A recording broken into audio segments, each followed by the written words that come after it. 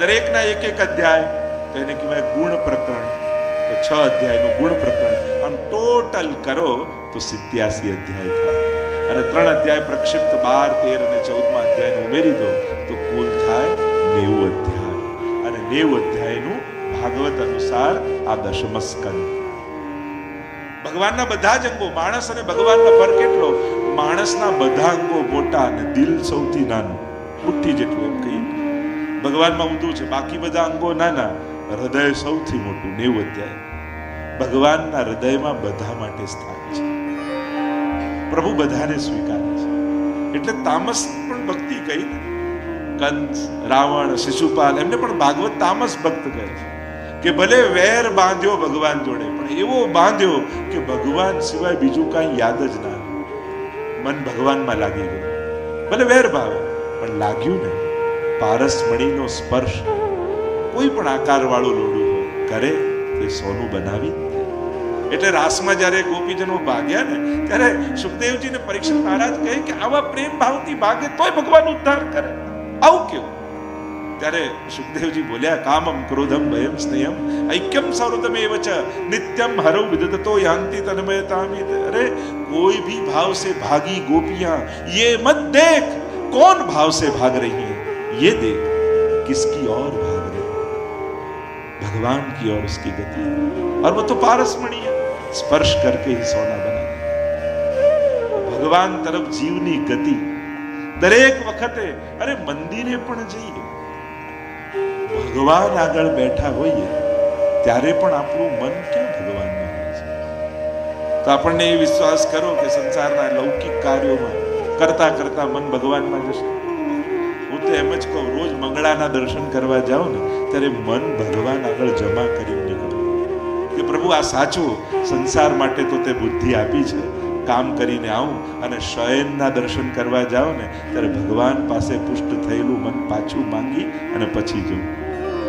એટલે હું તો ઘણી વાર કહું, મંગળાના દર્શન એટલે આશીર્વાદ માંગવાનો સમય. પ્રભુ એવા આશીર્વાદ આપો કે આખો દિવસ આપને ગમે એ રીતે કાઢો, આપને ન ગમે એવું કોઈ કામ મારાથી ના થાય. અને શયનના દર્શન એટલે આભાર માનવાનો સમય. પ્રભુ આજે આખો દિવસ એવો ગયો, એવું મારાથી કાંઈ ન થયું કે જે આપને ન ગમતું હોય.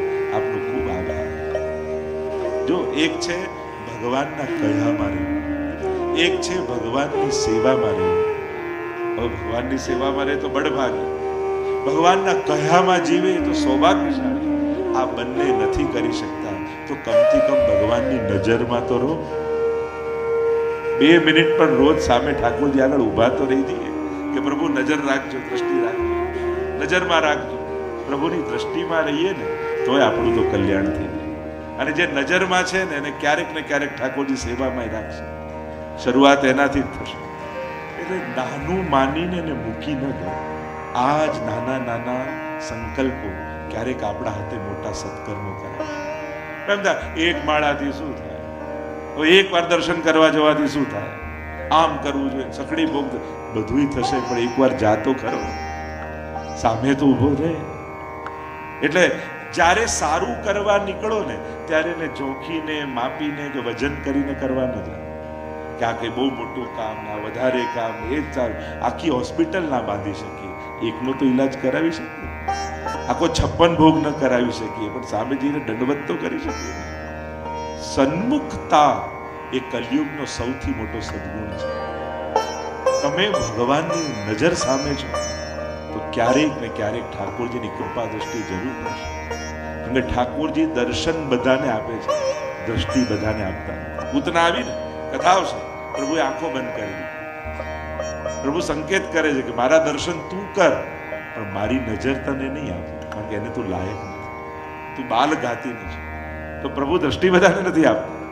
તો અહીંયા દશમસ્કંદની જે કથા છે એટલે કે પોતાના બનાવવાની કથા છે. નિરોધ કથા એટલે પ્રભુ ગમે તેવો જીવ હશે ને એના દુર્ગુણોથી એને મુક્ત, અરે મુક્ત પણ નહીં, એના દોષો સાથેનું સ્વીકાર, એ જ આ પુષ્ટિ લીલા. પુષ્ટિ માર્ગમાં આપણે ક્યાં કહીએ છીએ તું બધું જ છોડ પહેલા, પછી તને શરણે લઉં. ના, તું જેવો છું શરણમાં આવી જાય. મર્યાદા અને પુષ્ટિ માર્ગમાં ફરક જ એ છે, ત્યાં પહેલા શુદ્ધિ પછી સ્વીકાર. અહીંયા પહેલા સ્વીકાર અને પછી શુદ્ધિ. પ્રભુ સ્વીકારીને જીવને શુદ્ધ કરે છે. આવો પ્રવેશ કરીએ દશમસ્કંદની આ પવિત્ર ગાથામાં. 3 દિવસ છે, નંદ મહોત્સવ સુધી આપણે પહોંચવાનું છે. તો આજે 4 અધ્યાયના દર્શન, જન્મ પ્રકરણની કથાનું દર્શન કરીશું. 9મા સ્કંદ સુધી પરીક્ષિત મહારાજને કથા કહી. કેવા ભાગ્યશાળી પરીક્ષિત છે, કેવા સૌભાગ્યશાળી છે. પરીક્ષિત મહારાજે શું કર્યું કે એમને ભાગવત મળે? એમ જોવા જાઓ તો કોઈ એવું તપ, વ્રત, સેવા કે જેનાથી રાજી થયા હોય પાપ જ કર્યું. ઋષિનો અપરાધ કર્યો. ધ્યાનમાં બેઠા હતા ઋષિ, મરેલો સર્પ ગળામાં નાખ્યો, પાપ જ થયું ને. આપણને આશ્ચર્ય લાગે, પાપ કર્યું છતાંય કૃપા, ભાગવત મળે. આપણે તેમ કે જન્માંતરે ભવેત પુણ્યમ તદા ભાગવતમ લભેત. જન્મ જન્માંતરના પુણ્ય જ્યારે એકત્રિત થાય ત્યારે ભાગવત મળે. પરીક્ષિત તો પાપ કરીને બેઠા છે, શ્રાપ લાગ્યો છે. 7મા દિવસે તક્ષક. શ્રાપ તો બધાને છે ને, આપણે બધાને. કોને 8મો દિવસ મળે? રવિથી સોમમાં જ બધાએ જવાનું છે. કોઈને 8મો દિવસ તો મળ્યો જ નથી, આવવાનોય નથી. જવાનું છે પણ નક્કી જ છે. પણ ભાગવત જેવો ગ્રંથનું સાનિધ્ય મળી જાય. અને જરૂરી નથી કે મૃત્યુ પામતા હોય એ જ ક્ષણે ભાગવત સાંભળે. એમ તો કહ્યું અંતકાલે તું એ નૈવ શ્રૂયતે શુક શાસ્ત્રવા. જ્યારે કોઈ અંત સમયમાં સાંભળે, પણ અંત સમય ક્યારે, કોને ખબર? કોઈના પર મેસેજ આવે છે કે બસ રેડી રહેજો, આવું જ છું, લિખિતન. પાપ કર્યા હોય તો યમરાજ, નહીં તો પછી પાર્ષદ, જે બી હોય, આપણે જેવા કર્મો કર્યા હોય એનો મેસેજ એવું તો કોઈને આવતો નથી. અને જ્યારે ખબર ન, તમે સ્ટેશનમાં બેઠા હો ને ટ્રેન ક્યારે ઉપડશે એ ટાઈમ ખબર ન હોય એટલે તમે તૈયાર જ રહો ને. એમ થાય કે ક્યારે ઉપડે એનો ટાઈમ કઈ નક્કી નથી. એમ આ ટ્રેન ક્યારે ઉપડે કોઈને ટાઈમ આપવામાં આવતો નથી, અને એટલા માટે તૈયાર રહે. તો આ ભાગવત જીવનમાં જ્યારે પણ સાંભળ્યું ત્યારે આ જે ક્ષણો છે એ ક્ષણો ભગવાન ભેગી કરે. અને જ્યારે આપણા કર્મોનો હિસાબ થતો હોય ને ત્યારે આ ક્ષણોની સાથે જીવનની બાદબાકી પાપોની થતી હોય છે. આ ક્ષણો અંત સમયમાં જીવને કામ લાગે. એમ કે આ ભાગવત સાંભળ્યું એ સમય કામ ક્યારે આવે? કે જ્યારે જીવનો હિસાબ થતો હોય.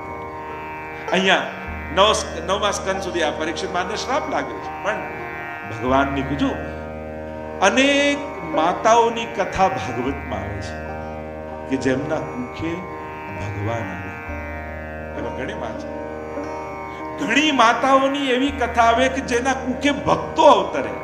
પ્રહલાદની માં, કયાદુ આદિ, ધ્રુવજીની માતા આદિ અનેક ભક્તો માના કુખે આવે.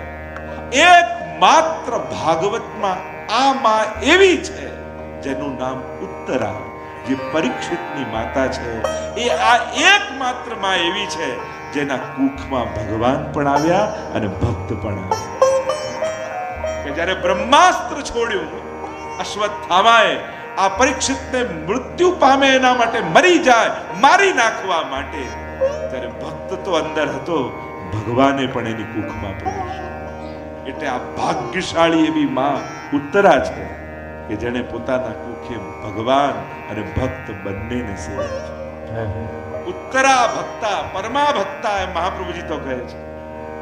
અને આવી ભગવદીયના દીકરાની, એટલે કે ભક્તોની સંતતિની પણ રક્ષા ભગવાન કરતા. એટલે પરીક્ષિત એકમાત્ર એવા છે જેનું જન્મ પણ ભગવાને સુધાર્યો, અને જેનું મૃત્યુ પણ ભગવાને સુધાર્યું. બંને ક્ષણે ભગવાન એની જોડે આવીને ઉભા છે. જ્યારે જન્મ લેવાનો સમય, જેમ કહેવાય છે મરી ગયું બાળક, બ્રહ્માસ્ત્રને કારણે ભગવાને પુનઃ જીવિત કર્યું. એટલે કે જન્મ મૃત્યુ શ્રાપ લાગ્યો છે. કેવો? તક્ષક આવીને દંશ દેશે. અને એવા સમયે એનો મૃત્યુને સુધારવા માટે ભગવાન પોતે ભાગવત રૂપે પ્રગટ થયા. પરીક્ષિતના હૃદયમાં બિરાજી અને વાંગમય સ્વરૂપ ધારણ કરી અને કર્ણના માધ્યમથી એના હૃદયમાં પ્રવેશ કરી એના મૃત્યુને પણ સુધારે. એટલે કે ભગવાન ભક્તના ન જન્મને બગડવા દે, ન મૃત્યુને બગડવા. જે શરણાગત છે એની જવાબદારી ભગવાન પૂરેપૂરી લે છે. વિચાર કરો, આ વૈષ્ણવ પરિવારમાં આપણે છીએ તો આપણો જન્મ ભગવાને સુધાર્યો. બસ હવે આ જન્મારો સુધારીને જઈએ ત્યારે જ આપણે સાચા અર્થમાં ભગવાનના ભક્ત બન્યા. અહીંયા જે 9મા સ્કંદ સુધી કથા કહી છે, 9મા સ્કંદમાં ઈશાનું કથા, ચંદ્રવંશ સૂર્યવંશના ભક્તોના ચરિત્ર, વંશાવલીઓનું ગુણગાન થયું છે. થયું કે આ મરવા બેઠા છે, દિવસો ઓછા છે, આ રાજા મહારાજાઓની કથા કેમ કરે છે? તો કહ્યું કે આ રાજા મહારાજાઓની કથા નથી, આ ભક્તોના ચરિત્ર છે. અને ભાગવતનો એક અર્થ એમ થાય ભક્ત, કઈ આ તો પરમ ભાગવત છે, એટલે ભાગવતનો એક અર્થ ભક્ત પણ થાય છે. તો આ જે કથાઓ રાજા મહારાજાઓની છે એ રાજા મહારાજાઓની કથા નથી, આ ભક્તોના ચરિત્ર છે. અને પ્રભુને ભક્તોના ચરિત્ર અતિ પ્રિય છે. ગોકુલનાથજીની વાર્તામાં આવે ને કે એક દિવસ કથા કરવા માટે ગોકુલનાથજી બિરાજ્યા અને કોઈ ભગવતીનું ચરિત્ર નીકળ્યું ને એટલો બધો સમય જતો રહ્યો કે ભગવાનનું કથા કહેવાની રહી ગઈ, સમય પૂરો થઈ ગયો. એટલે કથા પૂરી થઈ એટલે કોઈ આવીને કહ્યું કે જરા જ આજ ભગવાન કી કથા તો રહી ગઈ. ત્યારે આપે કહ્યું કે ભગવાન કી કથા રહી ગઈ પર આજ ભગવાન કી કથા કો ફલ કહી દીધું. આજે તો પ્રભુની કથાનું ફળ કહી દીધું. કારણ કે ભક્તોના ચરિત્ર એ ભગવાનની કથાના ફલરૂપ છે. અને એટલા માટે આ ભાગવત કહેવાય છે. આ ભાગવત એટલા માટે કહેવાય છે કે અહીંયા કેવલ ભગવાનના ચરિત્ર નથી, અહીંયા ભક્તોના ચરિત્ર.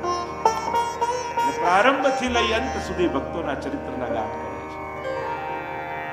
અહીંયા ઈશાનું કથા 9મા સ્કંદની કથા વિરામ પામી.